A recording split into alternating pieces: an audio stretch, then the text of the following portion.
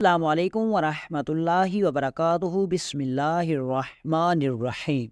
ایک دفعہ سلطان صلاح الدین ایوبی رحمۃ اللہ علیہ کو خبر دی گئی کہ حضور مصر کے شہر منصورہ کے اندر ہندوؤں کا ایک بہت بڑا مندر ہے، اور اس مندر کے اندر ایک بہت ہی بڑا بت ہے، اور اس بت میں ایک ایسی انوکھی چیز ہے جس نے لوگوں کو حیران کر دیا۔ اس بت کے منہ سے بہت ہی میٹھا اور لذیذ دودھ نکلتا ہے، اور جس نے اس بت کا دودھ پیا وہ اس کی پوجا کرنے لگا ہے، اور وہ ہندو کا بت بہت سارے قبائل کو گمراہ کر رہا ہے۔ دوستو، اصل میں واقعہ کچھ اس طرح کا ہے کہ مصر کے شہر منصورہ کے اندر پہاڑیوں کے قریب ایک بہت بڑا مندر تھا، اور اس مندر کے اندر بہت بڑا بت رکھا ہوا تھا، اور وہ بت کوئی عام بت نہیں تھا، بلکہ ہندو کے مذہب کے مطابق ان کا بہت بڑا طاقتور خدا تھا۔ پہلے تو وہ مندر اکثر سنسان پڑا رہتا تھا، لیکن پھر اچانک کچھ ایسا ہوا کہ اس بت نے تمام ہندوؤں اور حتیٰ کہ مسلمانوں کو بھی اپنی طرف کھینچ لیا۔ اس کی اصل وجہ یہ تھی کہ اس بت کے منہ سے بہت ہی خالص اور میٹھا دودھ نکلتا تھا۔ پہلے تو اس دودھ کو صرف ہندو پیتے تھے، لیکن جب اس بت کے بارے میں بہت مشہور ہوا تو لوگ اس کو آزمانے کے لیے اس مندر کے اندر آتے اور دودھ نکلتا ہوا دیکھ کر حیران رہ جاتے، اور بہت سارے لوگوں کو اس بت نے گمراہ بھی کر دیا تھا۔ لیکن اس دودھ کے اندر کچھ ایسی کشش تھی کہ جو بھی اس دودھ کو پیتا وہ اس بت پر فدا ہو جاتا اور اس بت کی پوجا شروع کر دیتا۔ وقت گزرتا رہا اور اس بت کی شہرت پورے منصورہ شہر کے اندر پھیل گئی۔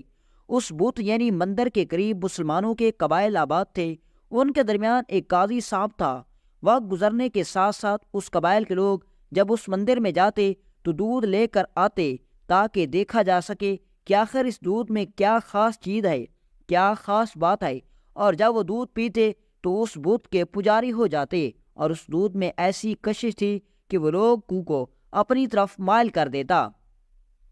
جب اس بات کی خبر قاضی صاحب کو لگی تو وہ بہت پریشان ہوا، اور اس نے تمام گاؤں والوں کو ایک جگہ اکٹھا کیا اور کہا کہ تمہیں ایک عام سے بت نے گمراہ کر دیا ہے، اگر اسی طرح چلتا رہا تو یہ بت تم سب مسلمانوں کو جہنم میں ڈلوا دے گا، لہٰذا اپنی آنکھیں کھولو اور حقیقت کو دیکھو۔ لیکن قاضی صاحب کی کسی بات کا اثر ان لوگوں پر نہ ہوا، اور اسی طرح اس بت کی شہرت پورے منصورہ شہر میں پھیلتی گئی۔ دور دور سے لوگ آتے اور اس بت کے منہ سے نکلتے ہوئے دودھ کو دیکھ کر حیران رہ جاتے، اور جب اس دودھ کو پیا جاتا تو وہ اتنا لذیذ اور مزیدار ہوتا کہ لوگ اس کے پجاری ہو جاتے۔ وقت گزرتا رہا اور اس بت کی وجہ سے اکثر قبائل گمراہ ہو چکے تھے، اور اس بات سے وہ تمام ہندو بہت خوش تھے کہ ان کے بت کی وجہ سے بہت سارے مسلمان جو ان سے پہلے جنگ کرنے کے لیے ہر وقت تیار رہتے تھے اب وہ ان کے غلام بن چکے تھے۔ جب قاضی صاحب سے یہ صورتحال نہ دیکھی گئی تو وہ بوڑھے بزرگ مسجد کے امام کے پاس گیا اور کہا، امام صاحب، اگر ہم نے مسلمانوں کو نہ روکا تو وہ سارے کے سارے گمراہی میں چلے جائیں گے۔ اس بت کے اندر شر چھپا ہے، اور اس شر نے مسلمانوں کو گمراہ کر رکھا ہے، لہذا آپ میرے ساتھ چلیں اور جا کر مسلمانوں کو کہتے ہیں کہ اس بت کا دودھ پینا چھوڑ دیں، کیونکہ اس بت کا جو بھی آدمی دودھ پیتا ہے وہ اس کا پجاری بن جاتا ہے۔ اور آہستہ آہستہ آدھے سے زیادہ قبائل ہندو کے بت کے پجاری ہو چکے ہیں۔ امام صاحب نے کہا، قاضی صاحب، یہ لوگ گمراہی میں جا چکے ہیں، لیکن اگر آپ کہتے ہیں تو میں آپ کے ساتھ چلتا ہوں۔ قاضی صاحب نے بوڑھے امام کو اپنے گھوڑے پر بٹھایا اور ہر گھر جا کر لوگوں کو ہدایت کی اور انہیں بتایا کہ اس بت کے اندر کوئی شر ہے، لیکن وہ لوگ تمہاری آنکھوں پر پٹی باندھ کر تمہیں بیوقوف بنا رہے ہیں۔ ایک نہ ایک دن اس بت کی اصلیت تمہارے سامنے آ جائے گی، لیکن اس وقت تمہارے پاس واپس پلٹنے کے لیے کوئی راستہ نہیں ہوگا۔ لیکن تمام لوگ قاضی صاحب اور امام صاحب کو بیوقوف سمجھ کر پیچھے بھگا دیتے۔ قاضی صاحب حیران تھا کہ ایک مسلمان تو اس بت کو کبھی دیکھ کر متاثر نہیں ہو سکتا، آخر وجہ کیا ہے؟ جو بھی اس بت کا دودھ پیتا ہے وہ اس بت کا پجاری ہو جاتا ہے۔ پھر قاضی صاحب کو شک ہوتا کہ ضرور اس دودھ میں کچھ ایسا ہے، لیکن پھر قاضی صاحب کا دماغ اس طرف نہ جاتا۔ وقت گزرتا رہا اور اس بت کی وجہ سے سارے کے سارے قبائل گمراہی میں چلے گئے۔ لوگوں نے مسجدوں میں آنا بند کر دیا اور ہر وقت اس بت کی پوجا کرنے لگے۔ جتنے بھی قبائل اور ہندو تھے وہ سارے کے سارے اس بت سے جا کر دودھ حاصل کرتے اور آ کر گھر سے اس کو لذت سے بیٹھ کر پیتے اور لطف اندوز ہوتے۔ اور ہندو بڑے فخر سے کہتے کہ تمہارے رب نے تمہیں کیا دیا؟ نعوذ باللہ، ہمارا بت تو تمہیں ہر وقت اتنا لذیذ دودھ دے رہا ہے جس نے انسان بہت طاقتور ہوتا ہے۔ اور یہی ہندو کی بات مسلمانوں کو گمراہ کر رہی تھی۔ ایک دن قاضی صاحب بڑی پریشانی کی حالت میں اپنے گھر لوٹا اور اپنی بیوی کو کہا، میں نے بڑھاپے میں پوری کوشش کی کہ مسلمانوں کو گمراہ ہونے سے بچایا جائے، لیکن میں ناکام رہا۔ اس کی بیوی نے کہا، قاضی صاحب آپ پریشان نہ ہوں، اللہ بہتر جاننے والا ہے، وہ کوئی ضرور راستہ نکال کر دے گا۔ رات کو تھکا ہارا قاضی صاحب اپنے بستر پر سو گیا۔ آدھی رات کو قاضی صاحب نے نیند میں ایک انوکھا خواب دیکھا جس میں وہ سلطان صلاح الدین ایوبی رحمۃ اللہ علیہ کو دیکھتے ہیں اور سلطان قاضی صاحب کو اپنی طرف بلا رہا ہوتا ہے۔ دوسری طرف سلطان صلاح الدین ایوبی رحمۃ اللہ علیہ بھی نیند میں وہی خواب دیکھتے ہیں اور دیکھتے ہیں کہ قاضی صاحب کسی بات کی وجہ سے بہت پریشان ہیں، لیکن قاضی صاحب کی سمجھ میں کچھ نہیں آ رہا۔ اسی پریشانی کی حالت میں سلطان صلاح الدین ایوبی رحمۃ اللہ علیہ کی اپنے بستر پر آنکھ کھل گئی تو دوسری طرف قاضی صاحب کی بھی آنکھ کھل گئی۔ صبح ہوئی، قاضی صاحب نماز فجر ادا کرنے کے بعد اپنی منزل کی طرف نکل پڑا اور دوپہر کے وقت سلطان صلاح الدین ایوبی رحمۃ اللہ علیہ کی عدالت میں جا کر حاضر ہوا۔ قاضی صاحب کو دیکھ کر سلطان صلاح الدین ایوبی رحمۃ اللہ علیہ نے کہا، قاضی صاحب میں جانتا تھا آپ میرے پاس ضرور آئیں گے۔ تو قاضی صاحب نے کہا، حضور آپ کو کیسے معلوم؟ تو سلطان صلاح الدین ایوبی رحمۃ اللہ علیہ نے فرمایا، قاضی صاحب جو خواب آپ نے دیکھا وہی خواب میں نے بھی دیکھا، لیکن مجھے ایک بات کی سمجھ نہیں آئی کہ آخر کس بات نے آپ کو پریشان کر رکھا ہے۔ تو یہ سن کر قاضی صاحب اسی وقت گھٹنوں کے بل زمین پر بیٹھ گیا اور فرمانے لگا، سلطان معظم آپ کچھ کیجیے ورنہ سارے قبائل تباہ و برباد ہو جائیں گے۔ یہ سن کر سلطان نے کہا، قاضی صاحب آپ کھڑے ہو جائیں، یہ آپ کیا کہہ رہے ہیں؟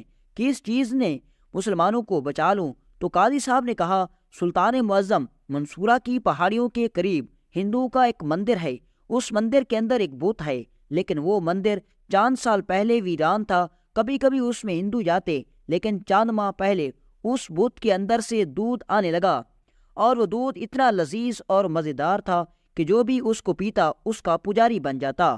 اور آہستہ آہستہ یہ بات پورے منصورہ شہر میں پھیل گئی اور بہت سارے مسلمانوں کے قبائل اس بت کا دودھ پی کر گمراہ ہو چکے ہیں۔ اب اس علاقے کی مسجد ویران پڑی ہے، تمام لوگ ہر وقت نشے کی حالت میں رہتے ہیں۔ ایسا لگتا ہے کہ جیسے اس دودھ کو پینے کے بعد جیسے بندہ کوئی شراب پی لے۔ اب مسلمانوں کے قبائل میں نہ ہی ماں بہن کی تمیز رہی اور نہ ہی کسی کے اندر بات کرنے کا خیال رہا۔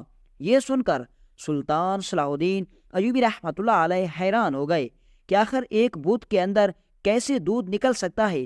سلطان صلاح الدین ایوبی رحمۃ اللہ علیہ نے قاضی صاحب کو تھوڑی دیر آرام کرنے کا مشورہ دیا اور کہا، قاضی صاحب اس کے بارے میں سوچتے ہیں۔ قاضی صاحب کو مہمان خانے میں ٹھہرایا گیا۔ تھوڑی دیر گزری، سلطان صلاح الدین ایوبی رحمۃ اللہ علیہ نے اپنا گھوڑا تیار کیا اور قاضی صاحب کو لے کر اس بت مندر کی طرف نکل پڑے۔ آدھا دن سفر کرنے کے بعد جب سلطان صلاح الدین ایوبی رحمۃ اللہ علیہ شام کے وقت اس مندر کے اندر پہنچے تو دیکھ کر سلطان کے بھی پیروں تلے زمین نکل گئی، کیونکہ اس بت کے اندر سے دودھ نکل رہا تھا اور بڑی تعداد میں لوگ اس بت کے سامنے سے اپنے برتن لگا کر دودھ حاصل کر رہے تھے۔ لیکن حیرانی کی بات یہ تھی کہ اس بت کے قریب کوئی ایسی جگہ نہیں تھی، کوئی ایسے آثار نہیں تھے جہاں سے دودھ آ سکتا ہو۔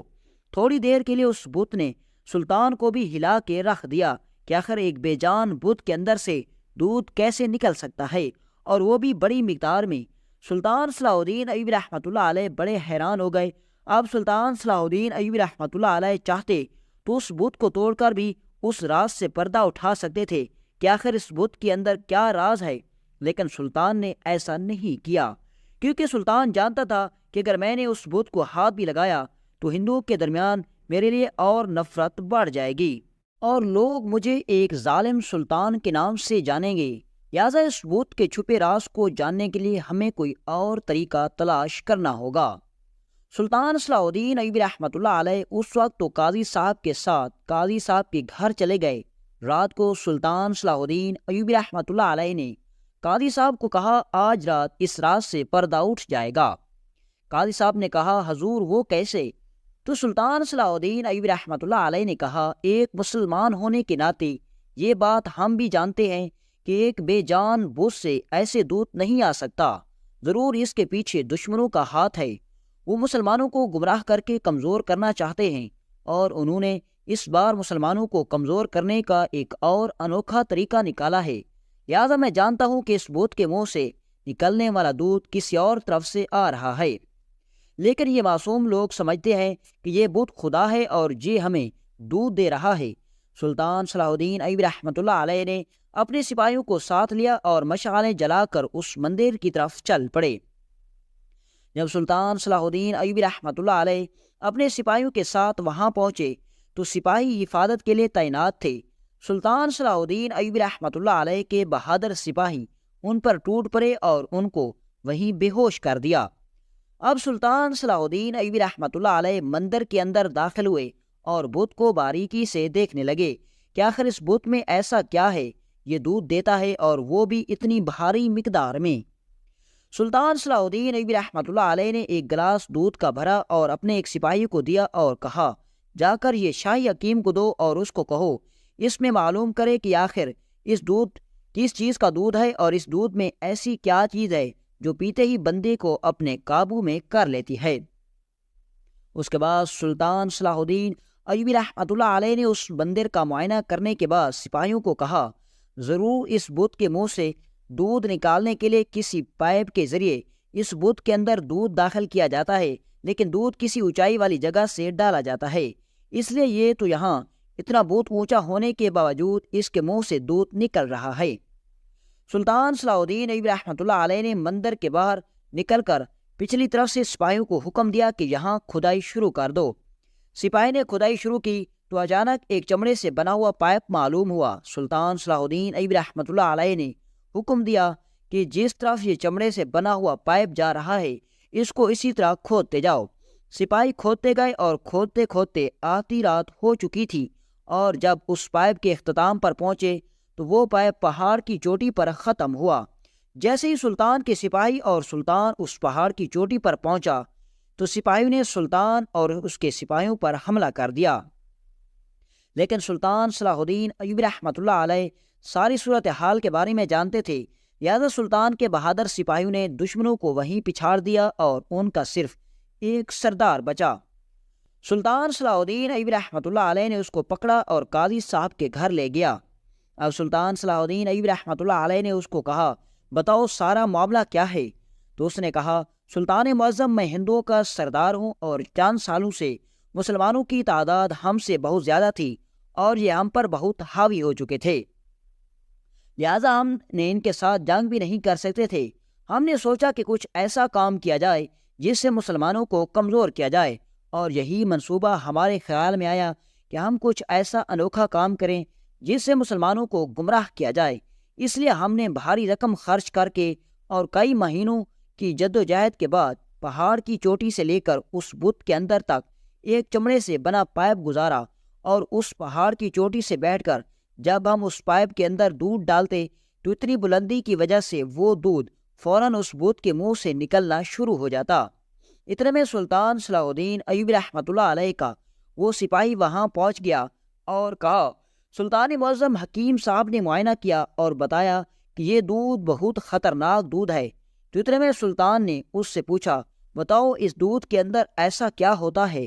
تو اس نے کہا، سلطان معظم، ہم نے اس دودھ کے اندر ایسی جڑی بوٹیاں ملائی جس سے دودھ کا ذائقہ تو مزے کا ہو جاتا، لیکن اس کے اندر بہت ہی خطرناک نشہ تھا۔ جو بندہ ایک بار اس دودھ کو پی لیتا وہ دوبارہ اس دودھ کا پینے کے لیے تڑپتا اور اس کو دوبارہ اس مندر میں جانا پڑتا۔ وہ اس بت کی پوجا کرتا اور دودھ حاصل کرتا، اور اسی طرح سے جو بھی مسلمان دودھ پیتا وہ اپنے ہوش و حواس میں نہ رہتا۔ وہ نہیں جانتا تھا کہ وہ مسلمان ہے یا ہندو، بس وہ اس بات سے مجبور ہو کر مندر میں جاتا اور پوجا کر کے وہ دودھ حاصل کرتا، اور ہم اپنے مقصد میں کافی حد تک کامیاب ہو چکے تھے۔ ہم نے مسلمانوں کو بہت کمزور کر دیا تھا۔ جب یہ بات سلطان صلاح الدین ایوبی رحمۃ اللہ علیہ نے سنی تو بڑے حیران ہو گئے کہ آخر ہندو اتنی حد تک بھی خطرناک اور گھٹیا سوچ سکتے ہیں۔ اگلی صبح سلطان صلاح الدین ایوبی رحمۃ اللہ علیہ نے تمام گاؤں والوں کو حکم دیا کہ اس مندر خانے میں تمام لوگ حاضر ہو جائیں۔ تمام لوگ حاضر ہو گئے۔ سلطان صلاح الدین ایوبی رحمۃ اللہ علیہ نے کہا، اے ہندو اور مسلمانوں، تم سمجھتے ہو کہ یہ بت دودھ دیتا ہے، اگر تم کہو تو یہ بت میرے محتاط ہو جائے۔ انہوں نے کہا، سلطان معظم، وہ کیسے؟ سلطان نے کہا کہ میں اس بت کو کہوں گا کہ تم اپنے منہ سے پانی نکالو تو اب یہ پانی نکالنا شروع ہو جائے گا۔ لوگوں نے کہا، حضور ایسا نہیں ہو سکتا، یہ ہمارا خدا ہے، یہ دودھ دے گا۔ سلطان نے حکم دیا، اے بت تم پانی دینا شروع کر دو، تو فوراً اس بت کے منہ سے پانی نکلنا شروع ہو گیا۔ پھر سلطان صلاح الدین ایوبی رحمۃ اللہ علیہ نے کہا، اے بت تم اپنے منہ سے خون نکالو، تو اس بت کے منہ سے خون نکلنا شروع ہو گیا۔ تمام لوگوں کے درمیان بھگدڑ مچ گئی کہ آخر ایک بت سلطان کے قابو میں کیسے آ سکتا ہے۔ تمام لوگ حیران ہو گئے۔ تو اتنے میں سلطان صلاح الدین ایوبی رحمۃ اللہ علیہ نے اس بت کی گردن پر تلوار ماری اور اس کا سر دور گر پڑا، اور اس کے درمیان میں چھپا ہوا وہ چمڑے کا پائپ جس سے دودھ نکالنے پر نکلتا تھا وہ سامنے آ گیا۔ سلطان صلاح الدین ایوبی رحمۃ اللہ علیہ نے تمام قبائل والوں کو ساری صورتحال کے بارے میں بتایا تو تمام لوگ حیران ہو گئے، اور اس کے بعد سلطان صلاح الدین ایوبی رحمۃ اللہ علیہ کے شاہی قاضی نے تمام مسلمانوں کا علاج کیا اور وہ پہلے کی طرح صحت یاب ہو گئے۔ اور سلطان صلاح الدین ایوبی رحمۃ اللہ علیہ نے اس ہندو کے سردار کو اس بت کی چھت پر کاٹ کر اس کی گردن لٹکا دی تاکہ آنے والا ہر ہندو اس کا انجام دیکھ کر عبرت حاصل کرے۔ اور بہت سی روایات میں ملتا ہے کہ سلطان صلاح الدین ایوبی رحمۃ اللہ علیہ کے اس کام کے بعد وہ تمام ہندو کا گاؤں مسلمان ہو گیا۔